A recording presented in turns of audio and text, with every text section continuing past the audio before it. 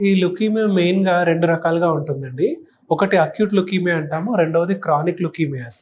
Acute లుకీమియాస్‌లో మళ్ళీ 2 రకాలు. Acute myeloid leukaemia అనేది అండ్ అక్యూట్ లింఫోసైటిక్ లుకీమియా అనేది ఉంటదండి. సో, అక్యూట్ అంటే అర్థం ఏంటి అంటే సింప్టమ్స్ జబ్బు స్టార్ట్ అయినప్పటి నుండి 5-10 రోజుల్లో సింప్టమ్స్ స్టార్ట్ అయ్యి వాళ్ళు హాస్పిటల్‌లో ప్రెజెంట్ అవుతారండి. అంటే దీనిలో short duration of history like 5 days to 10 డేస్‌లో ఫీవర్ రావడము, జాయింట్ పెయిన్స్ రావడము, ఆకలి లేకపోవడము, బరువు తగ్గడము, ఇలా అక్యూట్ తక్కువ డ్యూరేషన్‌లో సింప్టమ్స్ వచ్చే క్యాన్సర్స్‌ని అక్యూట్ లుకీమియాస్ అంటాం. వెరాస్ క్రానిక్ లుకీమియాస్ అంటే పేషెంట్‌కి కొన్ని మంత్స్ నుంచి స్లోగా సింప్టమ్స్ డెవలప్ అవుతాయి.